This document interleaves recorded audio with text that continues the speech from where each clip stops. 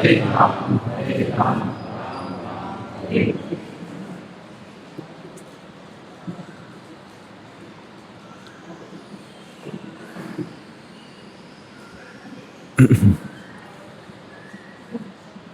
का उच्चारण हो गया? सभी हैं? हो गया? अच्छा, ठीक है। क्षमा चाहता हूँ, थोड़ा विलम्ब हो गया आज।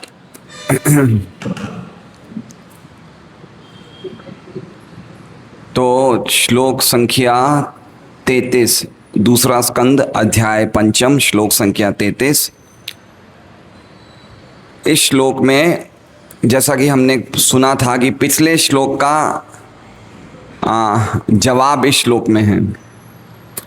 पिछले श्लोक में हमने देखा था कि कार्य सृष्टि का वर्णन शुरू हो गया है कि कैसे चीज़ें तो बन चुकी है, चीज़ें एकत्रित हो चुकी हैं, लेकिन उनका आपस में मिलना नहीं हो पा रहा है।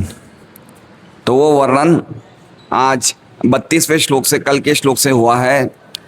तो पिछला श्लोक क्या है?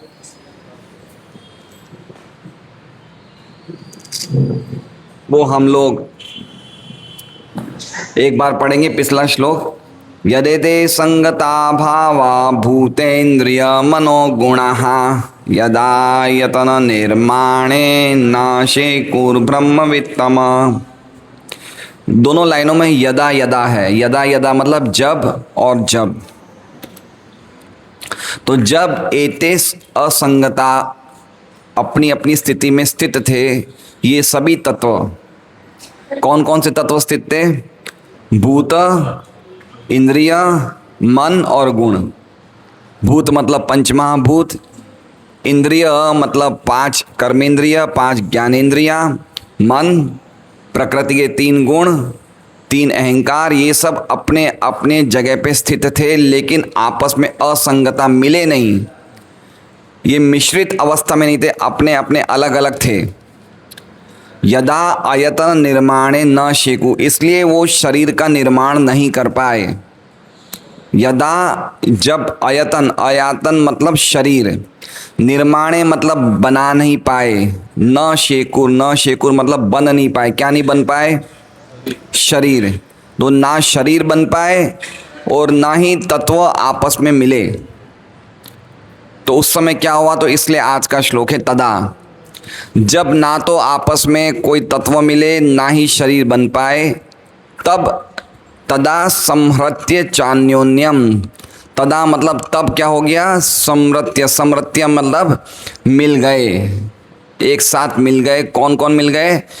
चान्योन्यम, एक दूसरे से सब चीज़ें मिलने शुरू हो गई।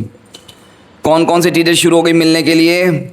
अलग अलग तत्व परस्पर अपने आप में मिलने लग गए। चान्योन्यम का मतलब परस्पर, एक दूसरे से मिलने लग गए। कैसे मिलने लग गए? तो कह रहे हैं भगवत शक्ति चोदिता, भगवान की शक्ति से प्रेरित होके, भगवान की इच्छा रूपी शक्ति से प्रेरित होके सभी लोग आपस में, सभी तत्व मिलने लग गए। समझ रहे हैं इसका अर्थ क्या हो गया? समझ रहे हैं? अभी दूसरी लाइन पढ़ते हैं, फिर थोड़ा सा और समझने का प्रयास करेंगे हम।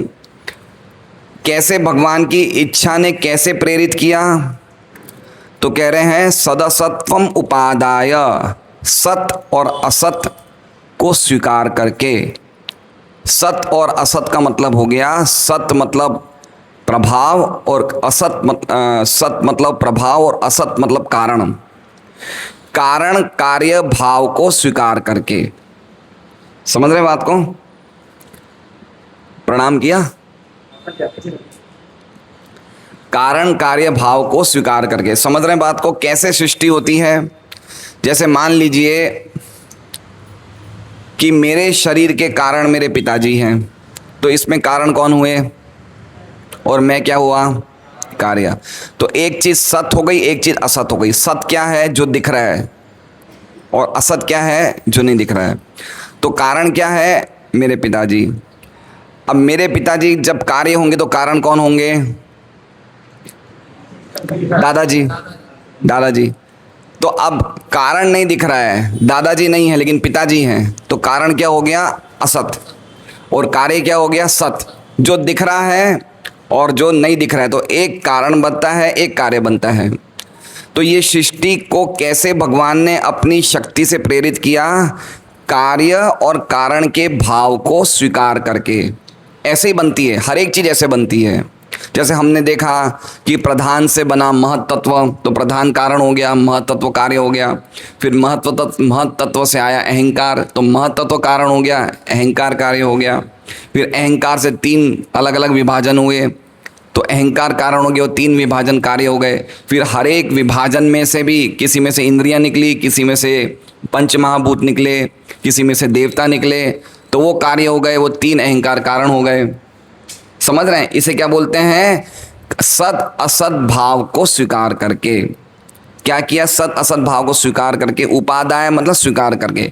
चोभयम, चोभयम मतलब च मतलब भी और उभयम मतलब 2। उभयम का अर्थ क्या होता है?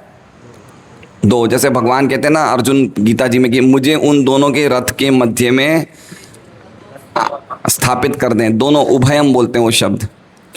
तो चोभयम ससृजुर ही अदह। ससृजुर मतलब बनाया, सृजन किया। ही मतलब निश्चय ही, निश्चय ही मतलब इसमें कोई डाउट नहीं है कि ये सृष्टि, ये ब्रह्मांड कैसे बना? भगवान की शक्ति से बना, इसमें कोई डाउट नहीं, इसलिए ही लिखा हुआ है। और अधः का मतलब क्या हो गया? ब्रह्मांड। कितने ब्रह्मांड बनाए? चोभयम, 2 ब्रह्मांड बनाए। दो मतलब 2 कैटेगरी बनाई। एक है समष्टि और एक है व्यष्टि। समष्टि मतलब अनंत ब्रह्मांड बनाए और व्यष्टि मतलब एक ब्रह्मांड बनाया, है ना। हम जिस ब्रह्मांड में रह रहे हैं वो एक ही ब्रह्मांड नहीं है, इसके अलावा भी अनेक ब्रह्मांड है। तो समष्टि का मतलब क्या हो गया कि सभी ब्रह्मांड बनाए, और व्यष्टि का मतलब एक ब्रह्मांड भी बनाया। दोनों प्रकार की कैटेगरी बनाई है। समझ रहे बात को? क्या इसका अर्थ हुआ कि पहले जो सृष्टि के तत्व बने जो हम सीखते आ रहे हैं। देखिए ये सृष्टि का प्रकरण बहुत ज़बरदस्त है। सृष्टि का ज्ञान होने से हमारा परम कल्याण होता है कि सृष्टि कैसे बनती है। समझ रहे हैं? पूजनीय राधेश्याम प्रभु का मैंने लेक्चर सुना, उनका लेक्चर नहीं सुना, उनका लेक्चर किसी और उनका सुन के किसी और प्रभु ने, आदि गोपाल प्रभु ने लेक्चर दिया, और आदि गोपाल प्रभु का मैंने लेक्चर सुना। तो उन्होंने बहुत अच्छा बताया। उन्होंने कहा कि सृष्टि की जानकारी होने से हमें 8 चीज़ों के बारे में जानकारी मिलती है। कितनी चीज़ों के बारे में? 8 चीज़ों के बारे में। अगर सृष्टि का हमें आइडिया लग जाए, हम ये सृष्टि कैसे बन रही है, आज 24 तारीख है ना, आज 1 महीना हो गया हमारे यहाँ पे। परम पूज्य भक्ति प्रेम महाराज आए थे ना 1 महीने पहले, 24 तारीख को ही शुरू किया था, आज 1 महीना हो गया, और 1 महीने से सृष्टि प्रकरण ही चला जा रहा है। तो माताओं की भी सृष्टि में हमें काफ़ी रोटियां, काफ़ी 100-125 भक्तों का प्रसाद रोज मिल रहा है। तो सभी माताओं को कोटि कोटि वंदन कि 1 महीने से लगातार 125 भक्तों का प्रसाद बन रहा है, और बराबर सेवा भाव में सब माताएं लगी हुई है। तो बहुत बहुत सभी माताओं को धन्यवाद। तो कहने का तात्पर्य क्या है? सृष्टि की जानकारी प्राप्त होने से हमें 8 चीज़ों का ज्ञान होता है। पहला कि सृष्टि से भौतिक जगत से बाहर निकलने की इच्छा पैदा होती है। क्या? भौतिक जगत से बाहर निकलने की इच्छा पैदा होती है अगर सृष्टि की जानकारी मिल जाए। समझ रहे हैं? देखिए हम चाहे कितना भी प्रयास करें, हम एक जगह पे लंबे समय तक नहीं टिक सकते। क्यों? क्योंकि काल हमें धक्का देता रहता है। कौन धक्का देता रहता है? काल। एक स्थान से दूसरे स्थान में धक्का देता है, और एक शरीर से दूसरे शरीर में धक्का देता है। पहले हम क्लास कहाँ करते थे? कहाँ पे करते थे? नहीं, सबसे पहले हम राजलक्ष्मी में करते थे। फिर कहाँ गए? चामुंडा में गए। फिर कहाँ गए? अब कहाँ गए? यहाँ गए। यहाँ से भी धक्का देके वहाँ चले जाएंगे। समझ रहे हैं? एक जगह हम टिक नहीं सकते, काल किसी को ठहरने नहीं देगा एक जगह। और होता क्या है कि जो हम जिस चीज़ का हमें रूटीन लग जाता है ना, हम उस रूटीन में फिट हो जाते हैं। सही बात है। जैसे मान लीजिए कि कोई व्यक्ति सरकारी नौकरी कर रहा है, बड़ा खुश है, अचानक क्या आ जाएगा, एक ट्रांसफ़र आ जाएगा तो पूरा अपसेट हो जाएगा, क्योंकि वो रूटीन में सेट हो गया ना। तो कोई भी अपने रूटीन से बदल नहीं चाहता। हमारे वो विजय जी हैं, केनरा बैंक में मैनेजर थे, चले गए बॉम्बे, तो पूरा अपसेट हो गए। वो 2 हफ्ते तो अपसेट ही रहे कि मुझे जाने की इच्छा नहीं है, कैसे रुक सकता है ट्रांसफ़र। तो हर एक व्यक्ति अपने रूटीन में लगा हुआ है, तो रूटीन से निकलना नहीं चाहता है। समझ रहे बात को? लेकिन वो स्थान भी बदल दिया जाएगा, वो शरीर से भी उसे निकाल दिया जाएगा। तो जब ये सृष्टि का प्रकरण पढ़ेगा तो समझ जाएगा कि सृष्टि किस तरह से बन रही है, किस तरह से प्रलय हो रहा है। तो उसके मन में इच्छा होगी कि मैं इसी से पूरी तरह से निकल जाऊं। दूसरा कारण क्या है? भगवान की शरणागति की भावना उसके हृदय में जागेगी। क्या जागेगी? भगवान की शरणागति की भावना उसके हृदय में जागेगी कि भगवान कैसे सृष्टि को बना रहे हैं, कितनी अद्भुत सृष्टि को बना रहे हैं, तो चलो मैं उनकी शरण में जाऊं। ये शरणागति की भावना किस में आएगी? वो व्यक्ति में जो सृष्टि का प्रकरण सुनेगा और पढ़ेगा। तीसरा बताया है कि देवताओं की पूजा करने में उसकी इच्छा जाती रहेगी, उसका मन नहीं करेगा देवताओं की पूजा करने का। क्यों? क्योंकि उसको लगता है कि देवता भी तो उत्पन्न हुए हैं। हमने देखा ना अभी सतोगुणी अहंकार से कौन उत्पन्न हुए हैं? देवता उत्पन्न हुए हैं। तो देवता भी तो मुक्ति नहीं दिलवा सकते हैं। जब पूरी सृष्टि में देवता बने हैं, ब्रह्मा जी से देवता निकल रहे हैं, सृष्टि से देवता निकल रहे हैं, तो देवता तो हम जो चाहते हैं वो तो कर नहीं सकते। हम क्या चाहते हैं बताइए? हम क्या चाहते हैं? हम मोक्ष चाहते हैं, जन्म मृत्यु के चक्र से निकलना चाहते हैं, भगवान के धाम चाहते हैं। वो देवता नहीं करा सकते हैं। देवता क्या करा सकते हैं? जैसे मान लीजिए कि अगर मैं जेल में हूँ और मेरा बेटा मुझे बिस्किट का पैकेट देना चाहता है, ये अंदर नहीं जा सकता है। बाहर कुछ पुराने आदमी खड़े, बोले लाओ तुम्हारा बिस्किट का पैकेट हम पहुँचा देंगे। समझ रहे हैं? पुराने आदमी कौन है? कौन है? वो देवता हैं। इन्होंने बिस्किट का पैकेट दिया, अंदर कैदी को पहुंचा दिया। तो थोड़े बहुत चुटर पुटर एडजस्टमेंट कर सकते हैं। लेकिन अब आप उसको रोज़ बिस्कुट का पैकेट पकड़ा के बोल रहे हो कि जाओ अंदर भेज दो हमारे रिश्तेदार को, वो रोज़ पकड़ा देगा, लेकिन एक दिन बोलेगा उसको छुड़वा दो। ना को ये नहीं हो सकता हमसे। क्या बोलेंगे? ये छुड़वाने वाला काम नहीं हो सकता। हम इतना कर सकते हैं कि आपका बिस्कुट को देना है, हम देंगे, वहाँ से कुछ आएगा, उसकी चिट्ठी आएगी, हम लिखा के आपको ले आएंगे। तो छोटे मोटे एडजस्टमेंट कर सकते हैं। कुछ हमारे पे दुख आ रहे तो उस दुख को थोड़ा और लंबा कर सकते हैं कि भाई थोड़ा समय के बाद आओ, लेकिन अल्टीमेटली जन्म मृत्यु के चक्र से वो भी नहीं निकाल सकते। तो जब हमें सृष्टि का प्रकरण पढ़ेंगे तो देवताओं की पूजा आदर जरूर करेंगे, हम देवताओं को पूरा सम्मान देंगे, लेकिन देवताओं की पूजा नहीं करेंगे। हम किसकी पूजा करेंगे? नारायण की पूजा करेंगे, भगवान की पूजा करेंगे। तो कौन सा पॉइंट था ये? तीसरा था। चौथा था कि हमें पता चल जाएगा कि ये जगत में कहीं भी सुख नहीं है, दुखालयम है और अशाश्वतम है ना। एक बार एक शिष्य ने प्रभुपाद से पूछा कि प्रभुपाद जी यहाँ पे मुझे इतने खतरे क्यों लग रहे हैं इस जगत में? बोले कि क्योंकि तुमने खुद ने पसंद किया यहाँ पे रहना, खतरों को सहन करो। आप समझ रहे हैं? हम लोग क्या करते हैं? हम लोग इस जगत में एडजस्टमेंट कर रहे हैं। क्या कर रहे हैं? मुझे समस्याओं से मैं जूझता रहूँगा लेकिन बाहर नहीं निकलूँगा। जैसे मान लीजिए कि हमारे मिथिलेश जी बैठे हैं यहाँ पे, और मिथिलेश जी के सब पड़ोस में जितने भी पड़ोसी हैं सब नॉनवेज खाते हैं। तो मिथिलेश जी को परेशान हो गए, बोले मैं एकमात्र शाकाहारी हूँ इस बिल्डिंग में, बाकी सब फ्लैट वाले नॉनवेज।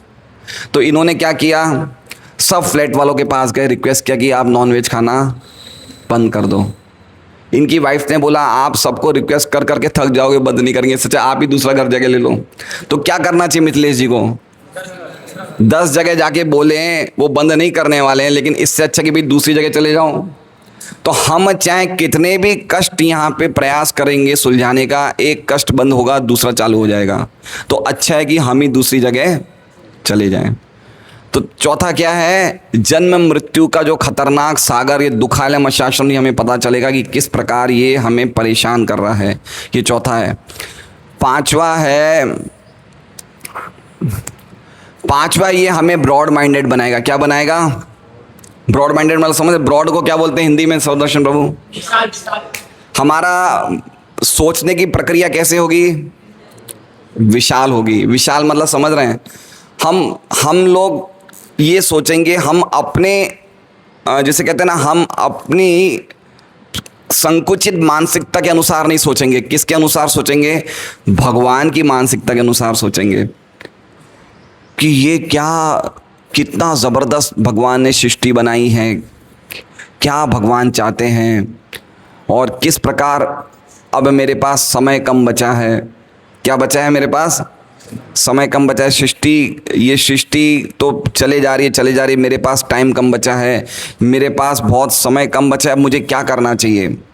तो व्यक्ति क्या करता है? खुद के आपस में लोगों से वैर भाव, मैं तेरा, ये सब बंद कर देता है। क्यों? क्योंकि उसको एक ऊंचा उद्देश्य मिल जाता है। उसकी बुद्धि क्या हो जाती है?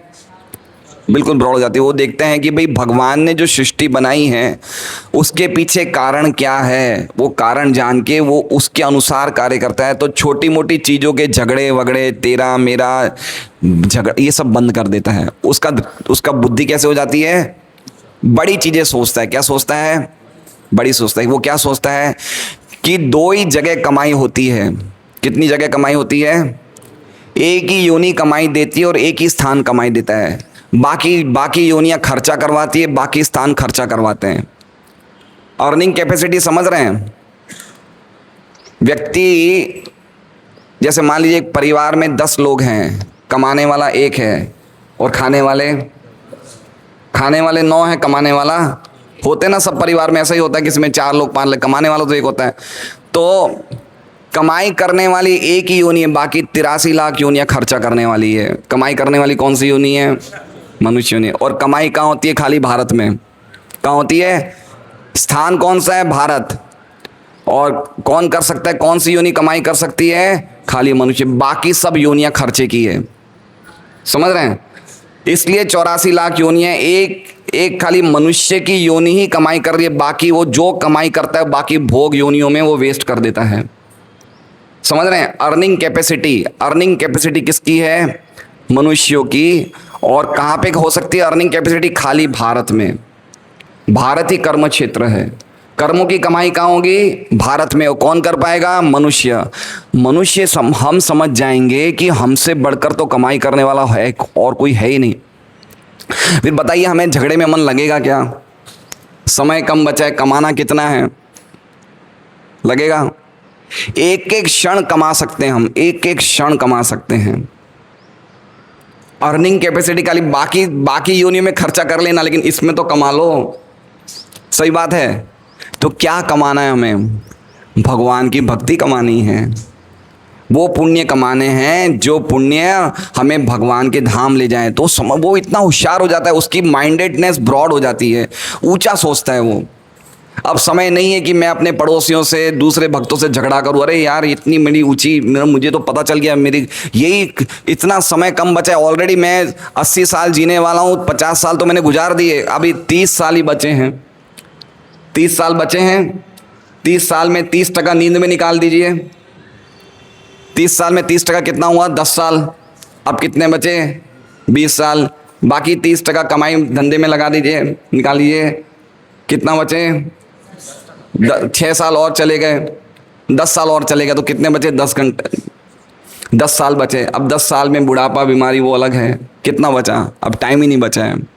तो व्यक्ति की बुद्धि तीक्ष्ण हो जाती है, वो ऊंचा सोचता है। वो, उसके पास समय नहीं है कि वो पिक्चर देखे, टीवी देखे, पेपर पढ़े, झगड़ा करने। उसको पता है कि मुझे झगड़ा करने से क्या मिलेगा, समय नहीं बचा। तो वो झगड़ा करने के बदले करुणा करता है, मैत्री करता है, उसका पूरा भाव बदल जाता है। तो क्या, ये कौन सी बुक है? छठा पॉइंट है ना ये। 7वां पॉइंट क्या है? 5वां ब्रॉड माइंडेड था क्या? संकुचित, हाँ, ब्रॉड माइंडेड। छठा क्या है? वो हर एक चीज आध्यात्मिक दृष्टिकोण से देखता है। कौन से दृष्टिकोण से? आध्यात्मिक दृष्टिकोण से। आधुनिक विज्ञान कहती है कि हम लोग केमिकल से आए। किससे आए हैं? केमिकल्स हैं, लेकिन उसका सोचने का तरीका क्या हो जाता है कि केमिकल कहाँ से आ रहे हैं, केमिकल कहाँ से आ रहे हैं, कहाँ से चीज़ें आ रही हैं, है ना। वो ये नहीं सोचता है। देखिए व्यक्ति भौतिक बुद्धि वाला क्या देखता है, मेरी नई बाइक आ गई, चलो बाइक चलाने चलो, चलो मैंने नई दुकान ले ली। लेकिन जो भक्त होता है क्या देखता है कि इन चीज़ों का सोर्स कौन है। तो उसका दृष्टिकोण कैसे हो जाता है, आध्यात्मिक दृष्टिकोण हो जाता है। वो जानता है कि हर एक चीज़ कृष्ण से आ रही है, तो उसका देखने की दृष्टि पूरी चेंज हो जाती है। वो हमेशा आध्यात्मिक दृष्टिकोण से देखता है, और ये दृष्टिकोण होना भक्तों के लिए बहुत आवश्यक है। सातवां क्या है, उसे भगवान की महानता पता चल जाती है। क्या पता चल जाती है कि भगवान कितने महान हैं और हम कितने उनके अधीन हैं, हम कितने उनके अधीन हैं, भगवान कितने महान हैं। अभी हम सबको ये पता है भगवान महान है, लेकिन कितने महान हैं, कैसे सृष्टि बना रहे हैं। और असली महानता भगवान की भौतिक जगत की सृष्टि बनाने में नहीं है। असली महानता क्या है, भगवान का आध्यात्मिक जगत है। गुरु महाराज बोलते हैं कि real glory is not in this material world.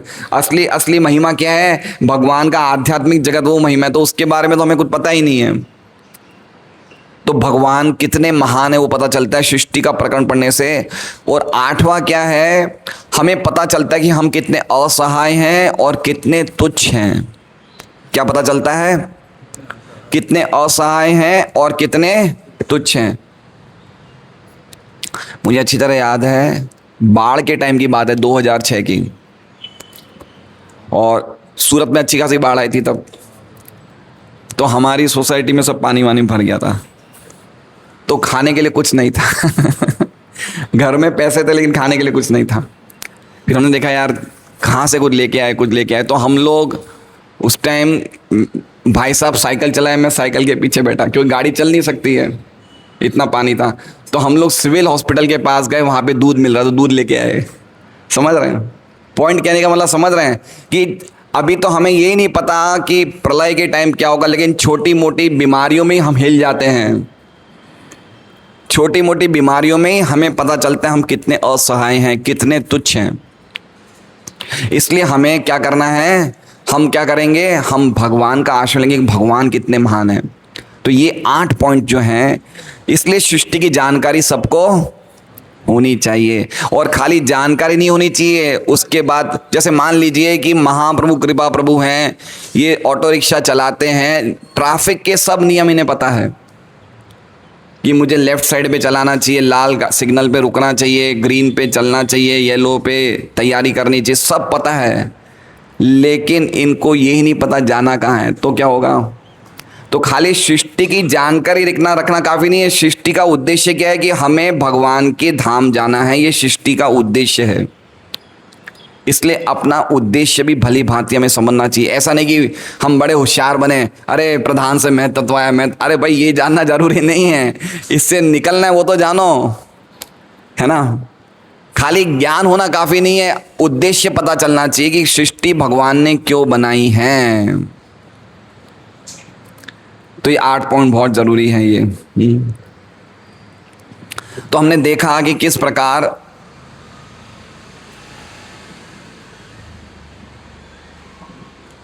कौन सा श्लोक था हमारा,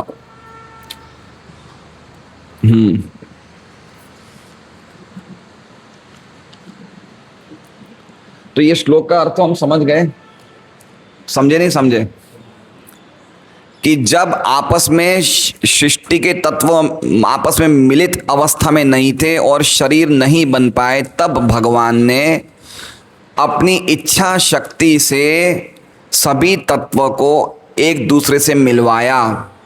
क्या करवाया, मिलवाया। कौन से भाव को स्वीकार करके, कारण कार्य भाव को स्वीकार करके 2 प्रकार के ब्रह्मांड का सृजन किया, एक तो समष्टि और एक व्यष्टि। मतलब समझ रहे हैं बात को। भगवान, देखिए भगवान प्रवेश कर जाते हैं अपनी शक्तियों के द्वारा ब्रह्मांड में, तो ब्रह्मांड हिलने लग जाते हैं, ब्रह्मांड बनने लग जाते हैं। कैसे समझेंगे, देखिए मैं एक उदाहरण बताता हूँ।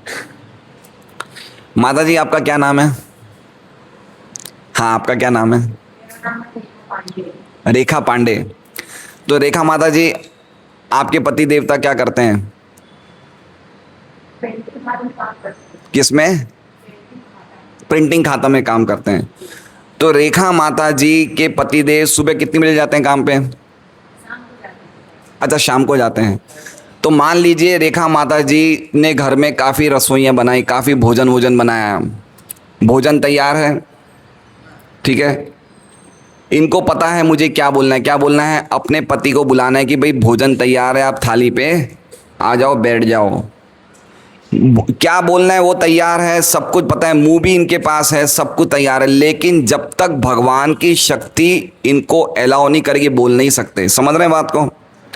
जब वो शक्ति प्रेरित नहीं करेगी तो चाह के भी नहीं बोल सकते।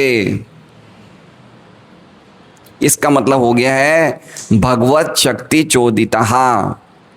कोई भी कार्य कर रहे हैं, जैसे मान लीजिए हम आटा गूंद रहे हैं, ऐसे ऐसे कर रहे हैं, तो आटा है, उंगलियां हैं, दोनों चीजें हैं। किससे आटा गूंदेंगे? हाथ से, उंगलियां हाथ से, हाथ भी है, उंगली भी, आटा भी है। लेकिन जब तक भगवान इसमें अपनी शक्ति को इलेक्ट्रीफाई नहीं कर देंगे तो हम हिला नहीं पाएंगे। तो उसी प्रकार से भगवान सभी तत्वों में प्रवेश कर जाते हैं और सभी तत्व काम करना शुरू कर देते हैं, एक दूसरे से असेंबल हो जाते हैं, एक दूसरे से संगठित हो जाते हैं और काम करना शुरू कर देते हैं। समझ रहे हैं बात को? कोई भी चीज़, जैसे मान लीजिए मैं कोई चीज़ को देख रहा हूँ, मैं कोई दृश्य को देख रहा हूँ, तो आँख भी है और दृश्य भी है, लेकिन जब तक भगवान की शक्ति काम नहीं करेगी तो मैं आँख होते हुए भी देख नहीं सकता। अब बताइए इससे क्या हमें लगेगा? क्या लगेगा? हम कितने ज़्यादा भगवान की कृपा पे आश्रित हैं। हम कोई काम भगवान की कृपा के बिना, भगवान की शक्ति के बिना नहीं कर सकते। तो पूरे टाइम हमारी क्या भावना रहेगी? हम कृष्ण भावनामृत में रहेंगे, नहीं रहेंगे? खाली कृष्ण भावना का अर्थ ये नहीं कि भगवान के रूप का चिंतन करो, ऐसा नहीं है। जब हम समझ जाएंगे कि हमारी डेली एक्टिविटीज़ में हम सुबह से स्नान करने से लेकर रात तक हर एक चीज़ कृष्ण की शक्ति से हो रही है, तो हमारा जीवन कैसे निकलेगा? और फिर अगर हमें कोई सेवा मिल जाए, मान ले माताओं का रसोई में सेवा मिल जाए, तो माताओं को नाचना चाहिए। कहाँ नाचना चाहिए? अपने घर में रूम में कांच के सामने खड़े होकर क्या करना चाहिए? नाचना चाहिए। आज हमें क्या मिली? सेवा मिली। वो कब भावना आएगी? जब पूरे टाइम इसी चिंतन में रहेंगे कि कैसे कृष्ण की कृपा से मैं घर का काम कर रही हूँ, दुकान का काम, बाहर का जो भी हो रहा है, तो क्या करेंगे? नित्य करेंगे। वो कृष्ण की सेवा मिली मुझे। किसकी सेवा मिली? वो कृष्ण की सेवा मिली जिनकी कृपा से मैं सब कुछ कर रही हूँ। कितने खुश हो जाएंगे वो।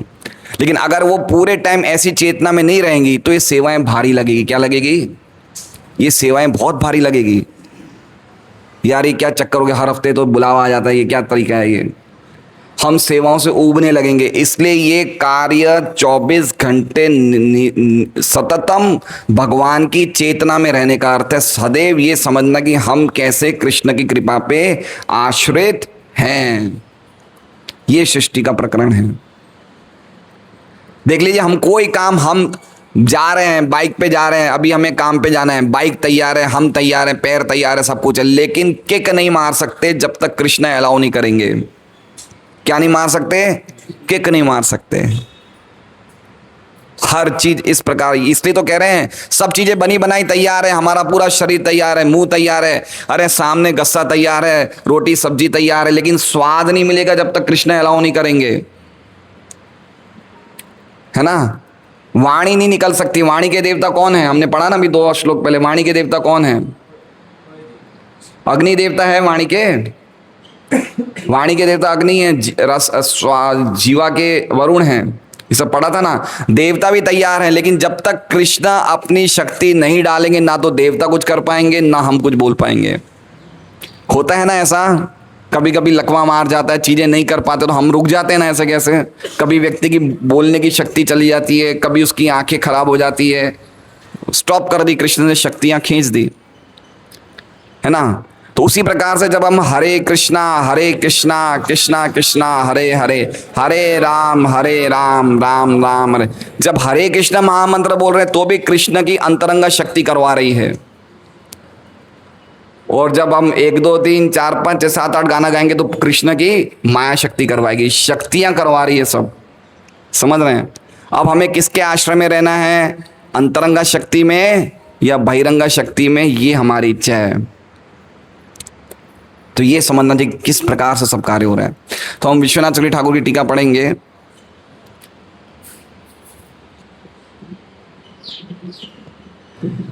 कैसा लग रहा है आप लोग को सृष्टि का प्रकरण पढ़ के? प्रभु जी सब कुछ अच्छा है, प्रसाद है इसलिए सब अच्छा है, प्रसाद बंद कर दो हम आना बंद कर देंगे।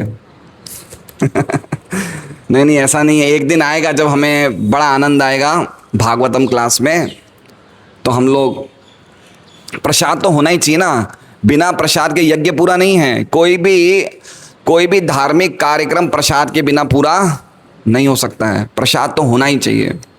आज मैं पढ़ रहा था, भगवान का आगमन हुआ द्वारका में हस्तिनापुर से, तो द्वारका के निवासी इतने खुश थे। जैसे ही भगवान को, हर एक घर में थाली तैयार थी भगवान को कुछ ना कुछ भोग लगाने के लिए। फिर जब भगवान ने खाया तो फिर वो उनका जो प्रसाद है सबको बांटा। तो प्रभुपाद ने टीका में लिखा, बिना प्रसाद के कोई धार्मिक कार्यक्रम पूरा नहीं हो सकता, इसलिए प्रसाद तो रखना ही चाहिए, है ना। अभी हमारी माताएं और बढ़ जाएगी तो हम फिर तो रोज ही प्रीति भोज रखेंगे। क्या रखेंगे? रोज मालपुए खीर की रसोइयाँ रखी जाएगी। प्रसाद है भाई, भागवत प्रोग्राम है, भगवान का प्रोग्राम है, बिल्कुल बड़ा आलीशान होना चाहिए, भगवान का कार्यक्रम है ना ये। तो विश्वनाथ चक्रवर्ती ठाकुर की हम टीका पढ़ते हैं। विश्वनाथ चक्रवर्ती ठाकुर कह रहे हैं कि कारण सृष्टि का वर्णन हो चुका है, अब कार्य सृष्टि का वर्णन हो रहा है। 32-33 श्लोक दोनों साथ में लिए विश्वनाथ चक्रवर्ती ठाकुर ने। ये सब तत्व अमिलित थे, असंगता। 32वें श्लोक में क्या लिखा है? असंगता। ये सब तत्व कौन से तत्व? 23 तत्व क्या थे? अमिलित थे, और वो संभव नहीं हो पा रहा था उन तत्वों के लिए कि वो शरीर का निर्माण कर सके। किन के लिए संभव नहीं हो पा रहा था? उन तत्वों के लिए कि हम लोग स्वतंत्र रूप से शरीर का निर्माण नहीं कर सकते। तो उसके बाद भगवान ने उन सभी तत्वों में प्रवेश कर लिया। क्या कर गए? भगवान प्रवेश कर गए, और प्रवेश करने के बाद वो लोग आपस में एक दूसरे से मिल गए भगवान की मिलाने वाली शक्ति से। भगवान की शक्तियां अनेक हैं, अनेक अनेक शक्तियां हैं। तो भगवान ने अपनी शक्ति से सबको असेंबल कर दिया। असेंबल मतलब मिला दिया सबको, और इस तरह से दो रूप स्वीकार करके, कौन से? मुख्य और गौण रूप स्वीकार करके भगवान ने ब्रह्मांड का सृजन किया, समष्टि रूप से और व्यष्टि रूप से। वही हमने जो सुना, समष्टि मतलब अनेक ब्रह्मांडों का सृजन किया और हर एक ब्रह्मांड का सृजन किया। ऐसे हमें समझना चाहिए। समझ गए? कुछ नहीं समझे तो आप समझ सकते हैं, पूछ सकते हैं। ये बहुत ही टेक्निकल चीज़ें हैं, और हो सके तो हमें ध्यान से पढ़ के सुनना भी चाहिए, समझना चाहिए और जानकारी लेनी चाहिए। कहाँ है भागवतम की बुक? प्रभुपाद जी टीका पढ़ेंगे हम।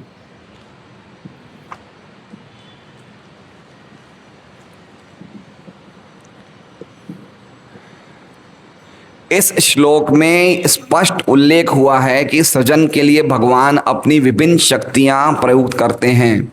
ऐसा नहीं है कि वे स्वयं भौतिक जगत में रूपांतरित हो जाते हैं। इसका मतलब क्या हुआ?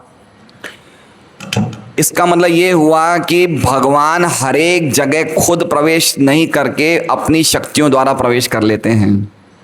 दो प्रकार के लोग हैं, एक होते हैं भगवान के रूप को स्वीकार करने वाले, और एक होते हैं जो भगवान के रूप को स्वीकार नहीं करते। वो कहते हैं कि भगवान निराकार है, और एक तरीके के लोग क्या बोलते हैं कि भगवान का निराकार भी एक स्वरूप है और खुद का भी ओरिजिनल स्वरूप है।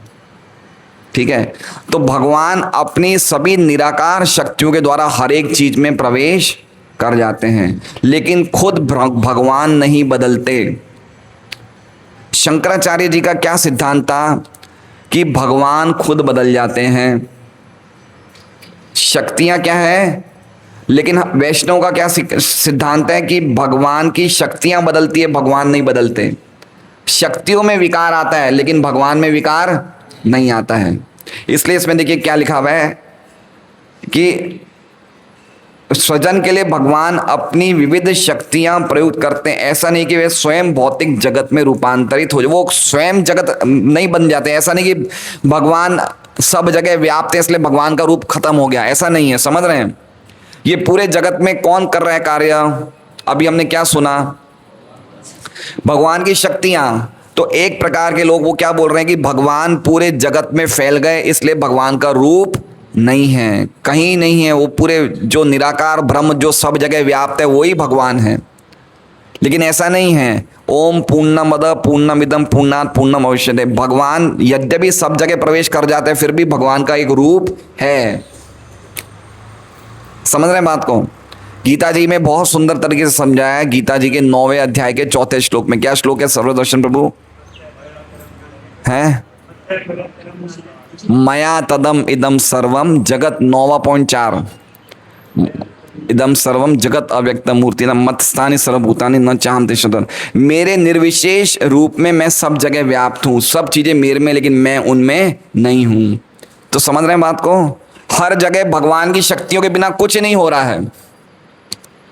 तो कभी कभी ये लोग क्या बोलते हैं, जो निराकारवादी लोग हैं, वो क्या कहते हैं कि जीव में और भगवान में भी कोई अंतर नहीं है, जीव में और परमात्मा में भी कोई अंतर नहीं, क्योंकि सब कुछ कौन कर रहे हैं?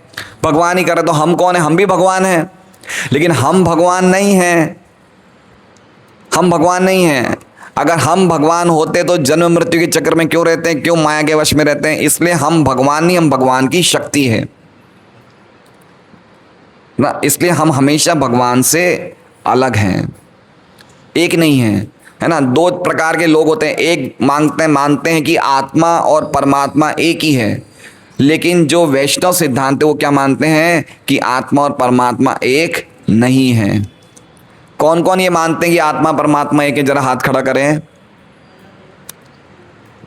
माता जी, आत्मा परमात्मा एक है? देखिए, है ना, ये बात समझनी चाहिए माता जी। आत्मा और परमात्मा एक नहीं है। हम परमात्मा है क्या? हम आत्मा है ना, है। जीव और परमात्मा एक ही है, मतलब हम परमात्मा है? नहीं नहीं, शरीर की बात नहीं कर रहा हूं, लेकिन हम तो आत्मा है ना।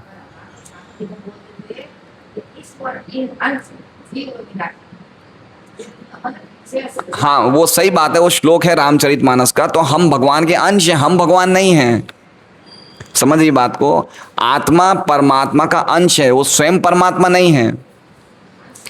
हाँ, अंश है, वही तो हम कह रहे, दो चीजें हुई ना, परमात्मा और आत्मा, एक कहाँ हुई? ममे वांशो जीव लोके जीव भूत सनातन, हम भगवान के सनातन अंश हैं। भगवान ने ऐसा नहीं कहा कि ये कुछ समय के लिए अंश है, बाद में एक हो जाएगा, ऐसा नहीं, सनातन है ना। जीव लोके सनातन, जीव भूत सनातन। महाराज जी समझ रहे हैं बात को? हम आत्मा भगवान के सनातन अंश हैं, ऐसा नहीं कि मुक्त होने के बाद एक हो जाएंगे, हम सदैव आत्मा बने रहेंगे। हम परमात्मा नहीं, हम कभी परमात्मा नहीं बन सकते। अभी रेखा माता जी के हृदय में क्या चल रहा है मैं जानता हूं क्या? अगर मैं परमात्मा तो मुझे जानना चाहिए कि उनके मन में क्या चल रहा है, गुलाब सिंह जी के मन में क्या चल रहा है, मुझे नहीं पता, क्योंकि मैं आत्मा हूं। इसलिए आत्मा और परमात्मा का अंतर हमेशा बना रहेगा।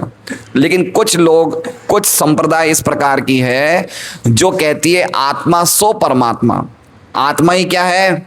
परमात्मा है। जैसे माता जी ने बताया, है ना, ऐसे बहुत सारे मत हैं जो ये मानते हैं, लेकिन ये मत शास्त्र के अनुसार सही नहीं है, ये हमारा बना बनाया मत है। गीता और भागवत इस मत को स्वीकार नहीं करते। आत्मा अलग है, परमात्मा अलग है। परमात्मा का भी रूप है, भगवान का भी रूप है। भगवान का रूप बिगड़ नहीं जाता, वो यद्यपि सब जगह प्रवेश कर जाते हैं लेकिन फिर भी अपना रूप बनाए रखते हैं। वे अपनी विभिन्न शक्तियों द्वारा तथा अपने पूर्ण अंशों द्वारा अपना विस्तार करते हैं। तो सृष्टि बनाने के लिए 3 विष्णुओं में विस्तार करते हैं, महाविष्णु, गर्भोदक्षय विष्णु, क्षीरोदक्षय विष्णु। तो इस प्रकार अलग अलग रूपों में विस्तार करते हैं। अलग अलग शक्तियां हैं, उनकी कितनी शक्तियां हैं? परास्य शक्तिर विविधेव श्रूयते। परास्य शक्तिर विविधे, भगवान की विविध शक्तियां हैं और वो शक्तियों के द्वारा भगवान सब कार्य कर रहे हैं, है ना। ऐसा नहीं कि भगवान कहीं बैठे हैं और अपने जगत को बना रहे हैं, ऐसा नहीं है। जैसे हम लोग बनाते हैं ना, ऐसा नहीं है। भगवान सोचते हैं, उनकी इच्छा शक्ति से शक्तियां सब कार्य हो जाते, खाली सोचने मात्र से। कभी कभी ब्रह्म ज्योति के आध्यात्मिक आकाश के एक कोने में आध्यात्मिक बादल प्रकट होता है और इस तरह आच्छादित भाग महत्तत्व कहलाता है। समझ रहे हैं महत्तत्व का अर्थ क्या बताया है? पहले भी हमने सुन चुके हैं। ये पूरा आध्यात्मिक आकाश है जो ब्रह्म ज्योति में स्थित है और एक कोने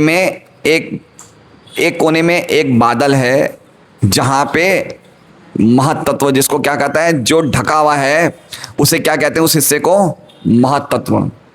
वो महत्तत्व में कौन है? हम सब लोग कहाँ पे हैं? वहाँ पे हैं, हम उस महत्तत्व में हैं। पूरा देखिए अभी ये वर्णन बताया जाएगा, बहुत सुंदर प्रभुपाद बता रहे हैं, समझने जैसा है। आप लोग ध्यान से सुनिए, बहुत सुंदर प्रभुपाद लिखते हैं तब भगवान अपने महाविष्णु अंश द्वारा इस महत्तत्व के जल में शयन करते हैं और इस जल को कारणार्णव अर्थात कारण जल कहा जाता है। जब महाविष्णु इस कारण जल में सोते रहते हैं तब उनकी श्वास के साथ असंख्य ब्रह्मांड जन्म लेते रहते हैं। ये ब्रह्मांड तैरते रहते हैं और समस्त कारण जलों में चारों ओर बिखर जाते हैं। देखिए हमारा जो ब्रह्मांड है ना, ये कहाँ है पता है? हम लोग जिस ब्रह्मांड में रहते हैं कहाँ पे है? ये कारण सागर में। और ये क्या है? ये तैर रहा है। हम लोग बैठे ना यहाँ पे, लेकिन हम लोग सब तैर रहे हैं। कहाँ पे तैर रहे हैं? कारण सागर में। और कारण सागर में कौन लेटे हुए हैं? महाविष्णु। ये ब्रह्म संहिता में बहुत सुंदर 2 श्लोक हैं। हो सके तो महाविष्णु की महिमा का मतलब वर्णन हुआ है उन 2 श्लोकों में। अगर आप प्रयास करें तो उनको पढ़ के लर्न बाय हार्ट कर लीजिए। कैसे कर लीजिए? कंठस्थ कर लीजिए। उनमें महाविष्णु की महिमा पता चलेगी।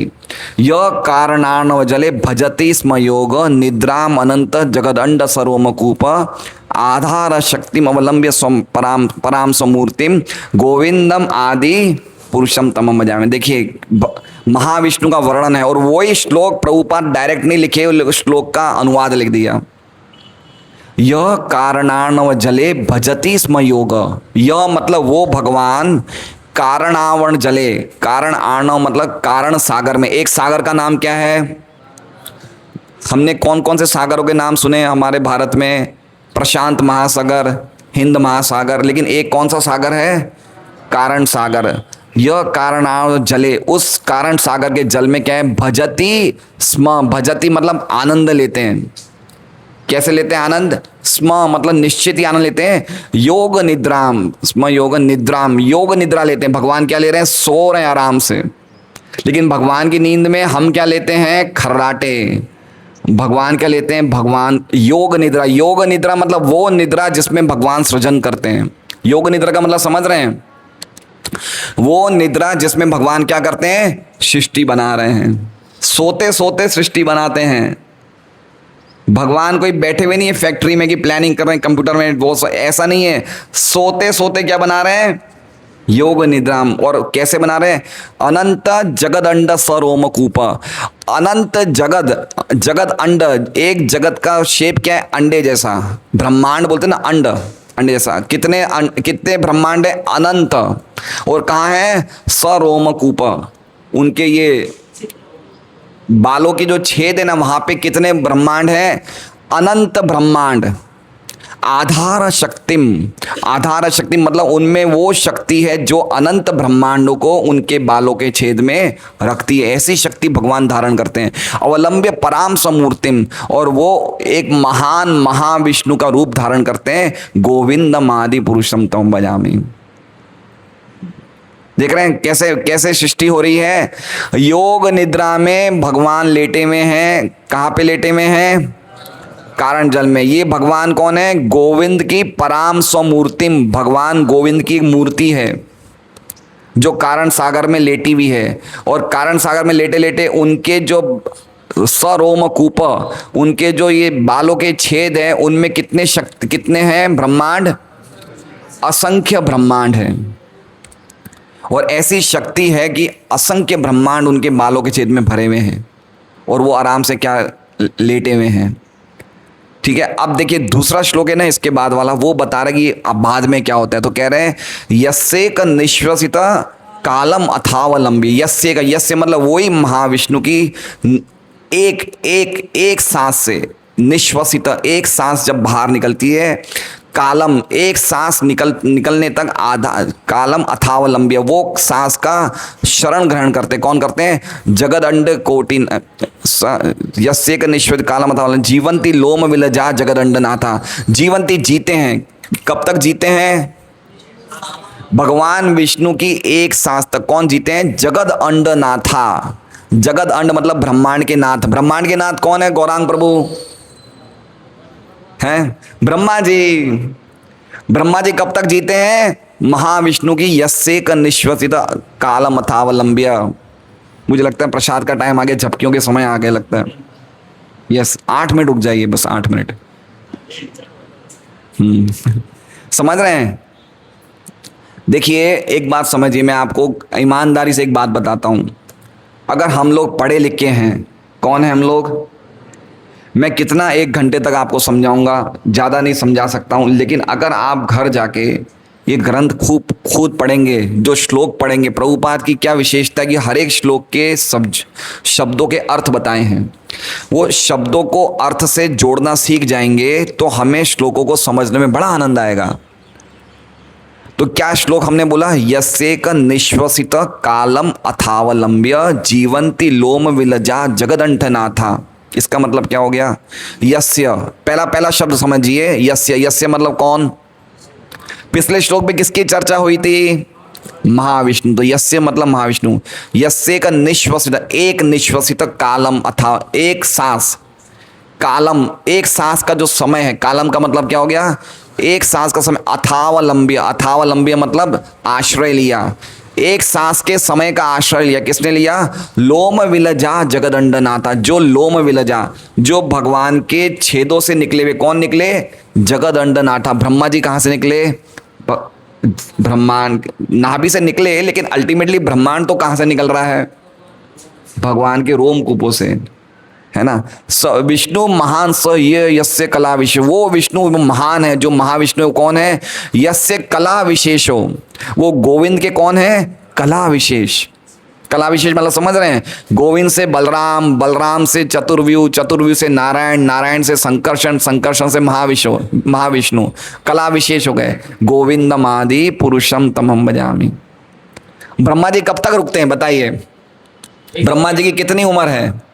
खाली भगवान विष्णु की एक सांस। यस्येक निश्वसित कालम अथावलंब्य। ब्रह्मा जी की कितनी उम्र है? 100 साल ब्रह्मा जी के एक सांस के बराबर। किसकी? और ब्रह्मा जी की कितनी उम्र है? एक खाली 12 घंटे में 14 मनु आ जाते हैं। मनु की कितनी उम्र है? एक मनु 30 करोड़ साल तक जीता है ना। देवताओं की कितनी उम्र है? हमारा 1 साल देवताओं का 1 दिन है। हमारा 1 साल देवताओं का 1 दिन। और हमारी कितनी उम्र है? 100 साल में भी घट गए 70-80। अब हम बताएं हमारी क्या स्थिति है? समझ रहे हैं हम लोग कितने नगण्य हैं, है ना। कितने ब्रह्मांड है? अनंत ब्रह्मांड है। और हमारा ब्रह्मांड सबसे छोटा है, क्योंकि इसमें खाली 4 मुख वाला ब्रह्मा है। बाकी ब्रह्मांड में कोई 10 मुंह वाले ब्रह्मा है, किसी में 100 मुंह वाले ब्रह्मा है। और 4 इस ब्रह्मांड में भी हम कहाँ रहते हैं? चतुर्दश भवन, 14 लोकों में एक लोक में। कौन सा लोक? भूरलोक में। और भूरलोक में भी हम कहाँ रहते हैं? भारत में। भारतवर्ष भी अब टूट के क्या हो गया? इंडिया। इंडिया में कहाँ रहते हैं? गुजरात। गुजरात में कहाँ रहते हैं? सूरत। सूरत में कहाँ रहते हैं? गोडादरा। गोडादरा में कहाँ रहते हैं? राजाइकॉन। राजाइकॉन में कहाँ रहते हैं? एक फ्लैट में। अब देख रहे हैं हमारी स्थिति, देख रहे हैं हम कितने नगण्य हैं, कितने तुच्छ हैं हम, है ना। भगवान कितने महान विष्णु, महाविष्णु। तो प्रभुपाद ये टीका में समझा रहे किस प्रकार ये सृजन कह रहे हैं, ब्रह्मांडों का सृजन कैसे हो रहा है। ये श्लोक वही है ना, ससजु अधः। भगवान ने ब्रह्मांड को बनाया, ब्रह्मांड अपने आप नहीं बना। और कैसे बनाया? तो ये महाविष्णु का वर्णन इसलिए टीका में प्रभुपाद लिख रहे हैं। ये महाविष्णु की सांस के समय तक ही समस्त कारण जलों में चारों ओर बिखर जाते हैं। कौन बिखर जाते हैं? ब्रह्मांड। इतने सारे ब्रह्मांड बिखर जाते हैं। वे महाविष्णु की श्वास के समय तक ही टिके रहते हैं। यही महाविष्णु पुनः गर्भोदकशाही विष्णु के रूप में प्रत्येक ब्रह्मांड में प्रवेश करते हैं। तो महाविष्णु ने क्या बनाया? समष्टि ब्रह्मांड। दो ब्रह्मांड का वर्णन है ना, समष्टि और व्यष्टि। तो महाविष्णु किसके परमात्मा है? सभी ब्रह्मांडों के परमात्मा महाविष्णु। और फिर हर एक ब्रह्मांड के परमात्मा कौन है? गर्भोदकशाही विष्णु। महाविष्णु का एक और रूप गर्भोदकशाही विष्णु हर एक ब्रह्मांड में प्रवेश कर जाता है। ब्रह्मांड में जगह नहीं थी रहने के लिए, आधा ब्रह्मांड अपने पसीने से भर दिया, और फिर गर्भोदक सागर में खुद गर्भोदकशाही विष्णु लेट जाते हैं और उनके कह रहे हैं गर्भोदकशाही विष्णु के रूप में प्रत्येक ब्रह्मांड में प्रवेश करते हैं और यहाँ पर नाग जैसे शेष अवतार पर लेटे रहते हैं। उनकी नाभि से कमल नाल फूट निकलता है और इस कमल के ऊपर ब्रह्मांड के स्वामी ब्रह्मा उत्पन्न होते हैं। तो कहाँ से उत्पन्न हुए ब्रह्मा जी? महाविष्णु से, गर्भोदकशाही विष्णु से, गर्भोदकशाही विष्णु से। और ब्रह्मा महाविष्णु के कमल नाम में लक्ष्मी जी पैर दबा रही है भगवान गर्भोदकशाही विष्णु के, लेकिन लक्ष्मी जी की आवश्यकता भगवान को नहीं है। अपने कमल नाभ से ब्रह्मा जी को प्रकट किया। कहाँ पे? वो नाल, कमल की नाल ऊपर गई और ऊपर गई, सबसे ऊपर एक कमल है, कमल से कौन निकले? ब्रह्मा जी निकले। ऐसे ब्रह्मा जी का जन्म होता है। और हम लोग कहाँ पे पता है? वो नाल के अंदर है, पता है? वो नाल में 14 लोक है और नाल के अंदर हम हैं, और सबसे ऊपर वाला लोक किसका है? ब्रह्मा जी का। ऐसे सब गर्भोदकशाही विष्णु से निकले। ये सब जानना नहीं है हमें, बताइए। तारक मेहता का उल्टा चश्मा देखना है, बताइए क्या तरीका है? अरे भाई साहब, ये पढ़ोगे तो इतना आनंद आएगा कि लोगों से देखने की दृष्टि बदल जाएगी। इतना आनंद आएगा। क्या भगवान की लीला है, क्या भगवान बना रहे हैं। सृष्टि लीला है ये, सृष्टि लीला। शक्ति दे रहे ना भगवान। 1 महीने से 125 लोगों का प्रसाद माताएं बना रही, ये खुद बना रही है क्या? कौन दे रहा है शक्ति? हैं? भगवान दे रहे हैं शक्ति। कैसे हो रहा है ये सब? तो समझिए बात को, कितनी महानता। और ये असली महानता नहीं है भगवान की। असली महानता तो उनके आध्यात्मिक धाम में जो हो रही है लीला है, वो असली महानता है। ये भौतिक जगत क्या है? ये आध्यात्मिक जगत का बाथरूम है। ये क्या है? ये बाथरूम है। ये असली जगह नहीं है। हम कहाँ रह रहे हैं? बाथरूम में रह रहे हैं। निकलना नहीं चाहते बाथरूम से। ये देखिए, ये हमारा बड़ा ये दुर्भाग्य है कि हम यहाँ से निकलना नहीं चाहते हैं। तब ब्रह्मा इस ब्रह्मांड के भीतर सभी प्रकार के जीवों को उनकी इच्छा अनुसार विभिन्न प्रकार का आकार प्रदान करते हैं। वे सूर्य, चंद्रमा तथा अन्य देवताओं को भी उत्पन्न करते हैं। देखिए, अब इसमें 2 बातें समझिए। जो ऊपर शब्द में उभयम लिखा है ना, उभयम, उभयम के अर्थ 2 हो गए। एक तो सभी ब्रह्मांड और एक इंडिविजुअल ब्रह्मांड है। समझ गए ना? समष्टि ब्रह्मांड मतलब समझ गए, अनेक ब्रह्मांड बनाए भगवान ने और एक व्यक्तिगत ब्रह्मांड बनाया है। तो इसका एक और अर्थ हो गया कि ब्रह्मा जी ने अनेक शरीर बनाए और अलग अलग व्यक्तिगत शरीर बनाए। तो उभयम के अर्थ ब्रह्मांड में भी जाएंगे और शरीरों में भी जाएंगे। क्योंकि मैंने पहले ही कहा था कि हर एक ब्रह्मांड में वही चीज़ें होती है, जो शरीर में भी वही चीज़ें होती है जो ब्रह्मांड में होता है। तो हमारा शरीर भी क्या हो गया? एक छोटा ब्रह्मांड है। शरीर में भी वही तत्व है। देखिए, अंदर पंच महाभूत है, सब कुछ है। शरीर के बाहर भी वो चीज़ें हैं। तो अनेक ब्रह्मांड बनाए, व्यक्तिगत ब्रह्मांड बनाया है। अनेक शरीर बनाए, व्यक्तिगत शरीर बनाया। किसने बनाए? शरीर किसने बनाए? ब्रह्मा जी ने बनाए। सूर्य, चंद्रमा तथा अन्य देवताओं की ब्रह्मा जी ने उत्पन्न करे। तो ब्रह्मा जी का उत्पन्न करने का तरीका क्या है? कोई ब्रह्मा जी के मन से कुछ निकल रहा है, कुछ योनियां ब्रह्मा जी, कुछ बच्चे ब्रह्मा जी के मन से निकले। जैसे नारद जी मानस पुत्र है, मन से निकले। सनत कुमार शिव जी यहाँ से निकले। कुछ उनकी छाया से निकले, कोई उनके कान से निकले, कोई उनके मुख से निकले। तो ब्रह्मा जी ने ऐसे उत्पत्ति करी। समझ रहे बात को? इस तरह से ब्रह्मा जी ने अलग अलग शरीर बनाए। अतएव इस भौतिक सृष्टि के मुख्य शिल्पी स्वयं भगवान है, जैसा कि भगवद गीता 9.10 में पुष्टि हुई है। 9.10 का क्या श्लोक है? मनुसूत प्रभु, मनुसूत प्रभु, आप वहां क्यों बैठते हैं? आसन पे बैठिए ना, परमहंस हैं आप। सुपारी के पेड़ लगाए नहीं लगाए? मामा जी लगा दिए सुपारी के पेड़? लगा दीजिए, आज लगा दीजिए। मया दक्षिण प्रकृति सूयते सचराचरम, मेरी अध्यक्षता में प्रत्येक प्रकृति कार्य कर रही है। है ना। तो पॉइंट क्या कहने का, पूरा ये समझने का अर्थ क्या है कि प्रकृति नहीं बना रही है, प्रकृति के पीछे भगवान बना रहे हैं। वही प्रकृति को सारे चर तथा अचर प्राणियों को उत्पन्न करने के लिए निर्देश करते हैं। अब देखिए प्रभुपाद उभयम का अर्थ बता रहे हैं, चौभयम का। भौतिक सृष्टि दो प्रकार की है, महाविष्णु द्वारा सामूहिक ब्रह्मांडों की सृष्टि जैसा ऊपर बताया गया है, तथा एकाकी ब्रह्मांड की सृष्टि। आगे दोनों शब्द आ गए ना उभयम के। देखिए अगर हम ध्यान से श्लोक पढ़ेंगे, श्लोक को समझेंगे, टीका को समझेंगे, तो हमें पता चलेगा प्रभुपाद और टीका को किस तरह से श्लोक से रिलेट कर रहे हैं। सब चीजें आ रही है ना, सृजन किया, कैसे सृजन किया, दोनों विष्णुओं का वर्णन आया, दोनों सृष्टियां हैं उसका वर्णन आ गया। तो कितना इंटरेस्टिंग लगता है। बच्चे स्कूल में जाने का मन क्यों करते हैं? कौन से बच्चे स्कूल नहीं जाना चाहते? निराधारा माता जी, कौन सा बच्चा स्कूल नहीं जाता जो बदमाश होता है, जिसका पढ़ाई में मन लगता है तुरंत 10 मिनट पहले ही तैयार हो जाता है कि मुझे आज पढ़ना है। तो जिसका भागवत क्लास में मन लगेगा ना वो जल्दी आ जाएगा, जिसका मन नहीं लग रहा वो लेट आता है। समझ रहे हैं? अरे यार आज तो बहुत इंटरेस्टिंग टॉपिक पढ़ेंगे, है ना। तो क्यों? क्योंकि उसका मन लग रहा है। कैसे सब कुछ चीजें, श्लोक पढ़ेंगे, टीका पढ़ेंगे तो कैसे सब अटैच्ड है। तो मन लगने वाले स्टूडेंट अलग होते हैं और नहीं मन लगने वाले स्टूडेंट। इसलिए मैंने कहा कि ये पूरे प्रकरण को मिस नहीं करिए, बहुत ही अद्भुत जबरदस्त प्रकरण है ये सृष्टि का प्रकरण। भौतिक सृष्टि दो प्रकार की है, महाविष्णु तथा द्वारा सामूहिक ब्रह्मांडों की सृष्टि जैसा ऊपर बताया गया है, तथा एकाकी ब्रह्मांड की सृष्टि।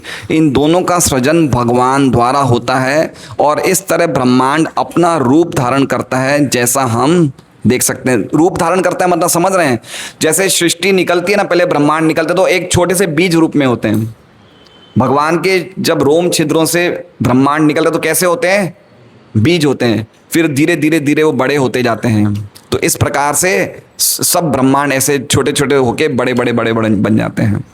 तो आज किसका वर्णन देखा हमने? ब्रह्मांड का सृजन देखा। तो हमें महामंत्र का उच्चारण करना चाहिए। आज ब्रह्मांड का सृजन किसने किया? भगवान ने किया। ये हमें पता चला। ये पता चलना में कितनी बड़ी बात है। तो खुशी से हमें क्या बोलना चाहिए? हरे कृष्णा कृष्णा कृष्णा हरे हरे, हरे राम राम राम।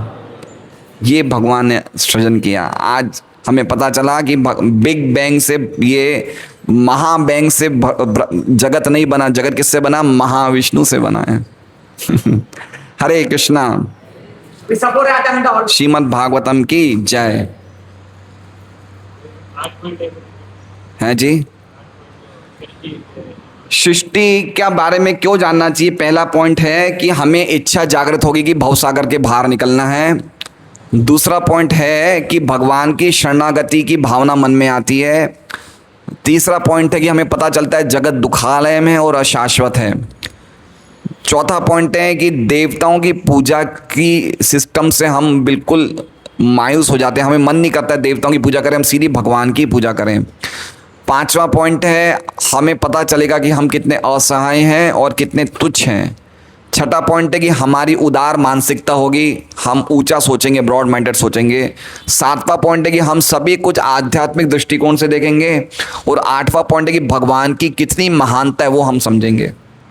तो इस प्रकार से 8 पॉइंट है ये। हरे कृष्णा। श्रीमद् भागवतम की जय। आज प्रथम बार कौन कौन भक्त हैं जो पहली बार